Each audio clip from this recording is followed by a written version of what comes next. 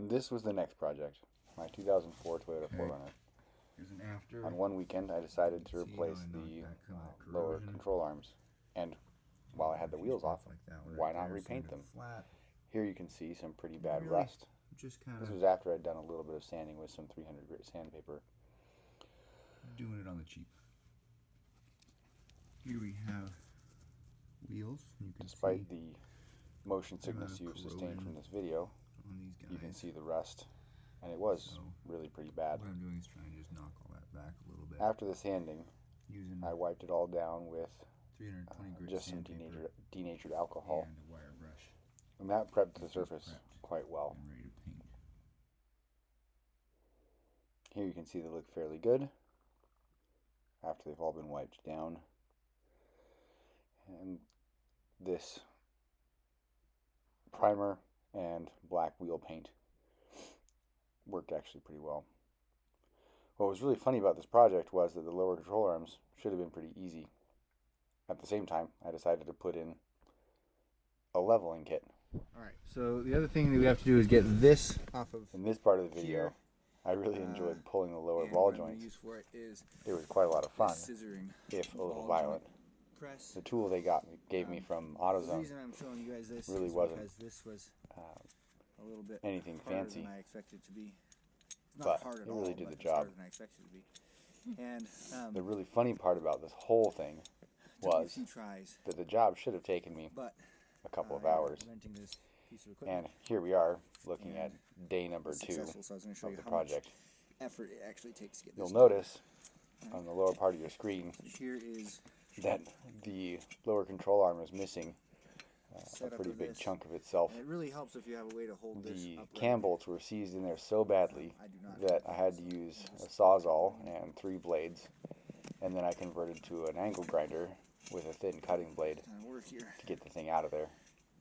It was a mess. Rubber boot and the ball joint. As I'm watching myself do this, I keep thinking, wow, I really need a vise or some other way to hold that thing steady. But the other thing that I ended up doing in the end, was persuading it. It worked out, and I really don't think you need to hammer on it with a mallet. That was just pretty dumb.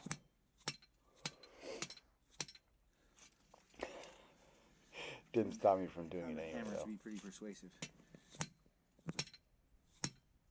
A bunch of times.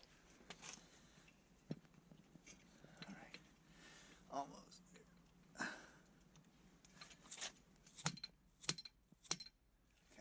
Okay. When this comes apart, I think my favorite part about this whole project was the fact that my daughter's recording me do this right now. Well, be careful here. She was my first camera operator.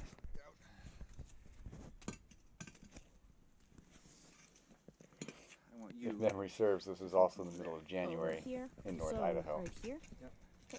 What a good time to be working on your car.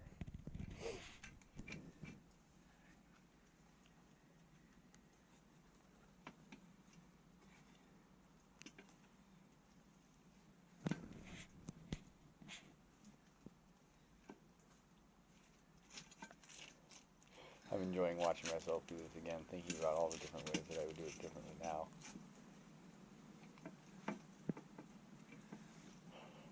And all the different tools I would use. But here you have it. Your average Joe in his driveway making some modifications to his grandma car just to make it a little bit more, I don't know, tough looking. Actually, I need to go a little bit more. Because this thing shoots about 6 feet that way. Typically.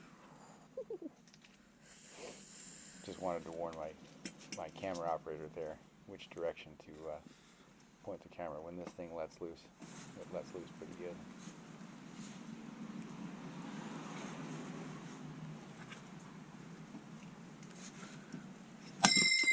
Yep, there it goes.